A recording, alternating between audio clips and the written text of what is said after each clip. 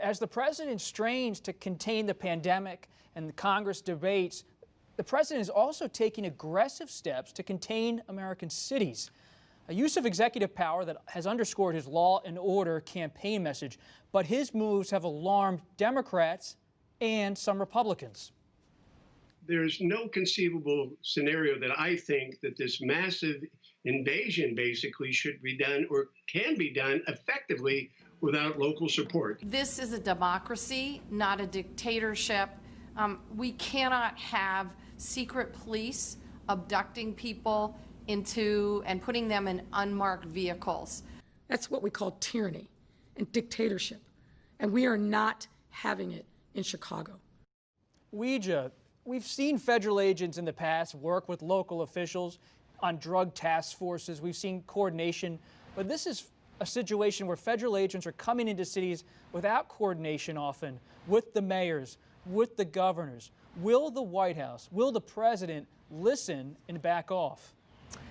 No, I don't think so, Bob, because he has made very clear that despite all the pushback that he's received from sending those federal agents to Portland specifically, that he's ready to send up to 75,000 more to cities across the country, even when the city and state and local leaders are saying, we don't need the help and we don't want the help. And the irony here is that the president often cited federalism when he was urging the states to take control and the governors to do their own things with regard to COVID-19. But now he is interfering in places that, again, are saying, please do not get involved with, our policing of our streets. And so I think what's important here, and you mentioned it, is that this is part of his campaign. He's really trying to portray himself as the law and order president who can, reduce crime in this country. And so I don't think he's going to back away from that, despite all the criticism that the White House is getting. Peter, let's pause on that word law. Are these federal agents working legally, constitutionally in these cities? And the other question I have for you, Peter, is who are these agents? They're not wearing any kind of insignia on their uniform. Who are they? Yeah, it's a great question. Most of these, I think, are Homeland Security Department investigation officials or other agents from other agencies. I think, remember, the Department of Homeland Security includes the Secret Service, includes the CPB and ICE, the Border Patrol and Immigration Services. They're helping out with the Federal Protective Service, which is the police force of the federal government. And we've got two different things here. You got to remember there are two different interventions in effect. There's the intervention in Portland where they are sending in federal law enforcement officers and agents on the ostensible purpose of protecting federal property, right, against these protesters or rioters or whatever. You're seeing them justifying that under there's a law that specifically allows the federal government to protect its property using agents like these. Then there's Chicago and these other cities where they're talking about basic crime. They're talking about, getting in control of the streets. And that's a different legal situation altogether. You're supposed to be working with the local authorities in that kind of circumstance. The mayor of Chicago, I think, was very reluctant, but it has sort of accepted, at least on some level, a degree of help. But you hear like the prosecutor, the chief district attorney of Philadelphia, threatening to sue the federal government if they send troops in there without permission from the local authorities. So it's a real legal murky ground on some level because you're talking about a couple different purposes and a couple different missions in effect. Rachel, what does this mean for black and brown communities? These are urban areas that are already reeling from the pandemic. Now they have federal agents coming in. What's the reality on the ground based on your reporting? Well, activists that I've been talking to point out that there is a difference between fighting crime and fighting violence and fighting protests. And that is the message that they want to get across as there are talks about an escalated and more presence from the federal government on the ground in some of these cities. Listen, protesters want to be heard. They want the president, they want the federal government to come and listen to their stories, to understand what is happening in their communities. They do not want to see more policing. And I think just a few weeks ago when the protests were happening just outside of the White House and we saw every single day, we saw the people get further away from the people's house, the gates, the military presence that was on the ground. People were really upset about that. They thought the president president was missing the message. And so they want to see a community investment. And it's important to note here that as we talk about all of this happening in the backdrop of the president's campaign, as he's painting himself as the law and order candidate and painting Joe Biden as the defund the police candidate, which is not true. Joe Biden does not believe in defunding the police. There are also Republican cities that are seeing an increase in violence. Jacksonville is one of them. They're seeing one of their deadliest years in the past decade. Jake, that point Rachel just made about the campaign, when you're talking to Republicans on Capitol Hill about the president's moves with DHS and other agencies, is it all quiet on the GOP front? Do they see this as an effort to win over suburban white voters in the suburbs?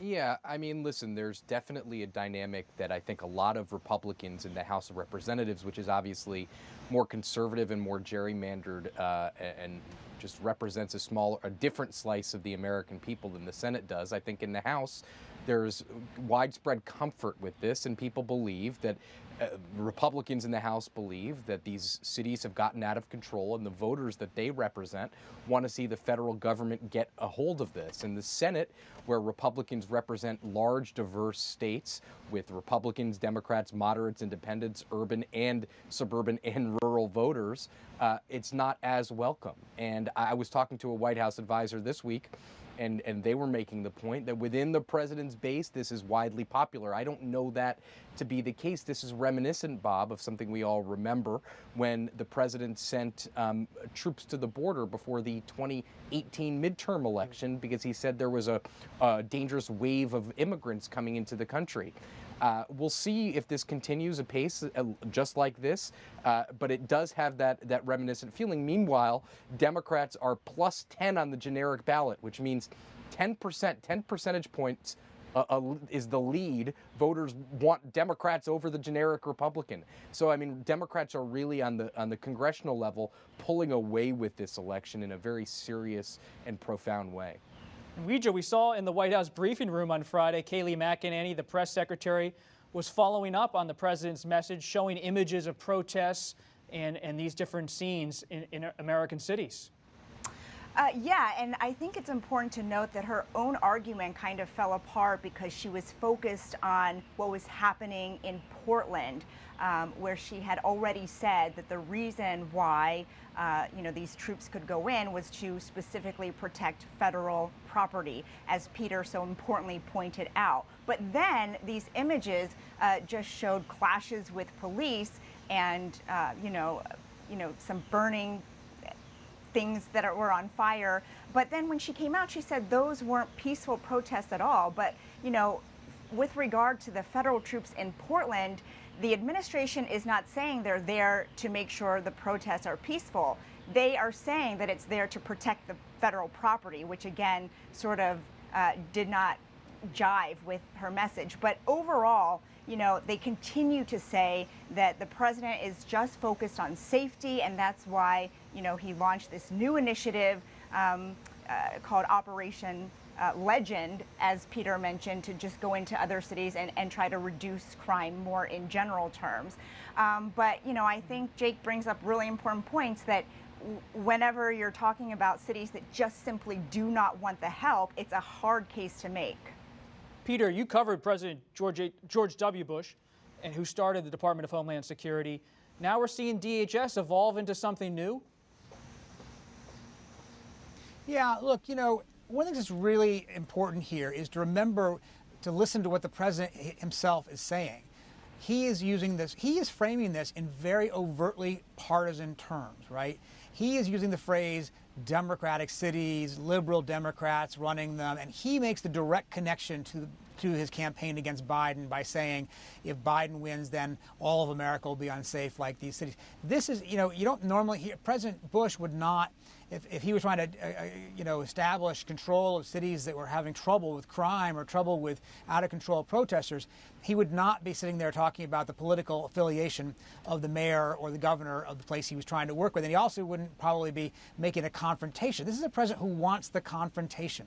He wants to say these Democrats are ruining our cities, and we have to vote them out or vote out at least Joe Biden as a result. It's a very openly political argument. I heard Kayleigh McEnany at the briefing today refer to Democrat streets. I wasn't aware that streets in America were Democrat or Republican. I thought they were just American streets. But that's the way they're framing this issue. It's very overtly partisan in a way I don't think we've heard in other White Houses. Rachel, does this whole moment inform the Biden campaign as he looks at his VP choice? You think about the issues of race and politics and law enforcement. Val Demings, a Florida congresswoman who comes from a law enforcement background, Karen Bass from California, from the LA area. How does this all play out in the Biden world? Yeah, well, they're certainly keeping the time in which we are in right now in mind as he narrows down his selection for his vice presidential pick. And it's important to note, too, on the Republican side, the Trump campaign, sources that I've talked to, they're hoping and betting on Biden picking someone that's to the left of him, right, a progressive. And part of what they're trying to do now is paint Biden. The president's campaign manager said people know Biden, but they don't know Biden. So they're trying to paint this picture of what they believe Biden can be and depict what they believe Biden is to the rest of America.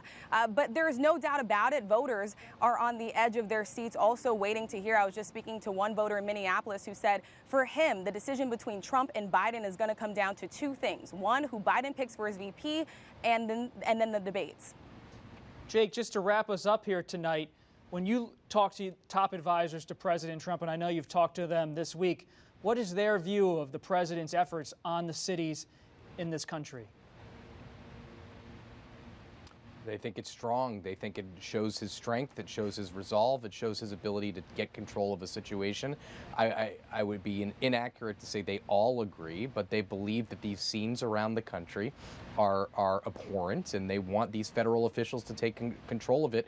And they believe, as everyone has said, it plays into this re-election effort.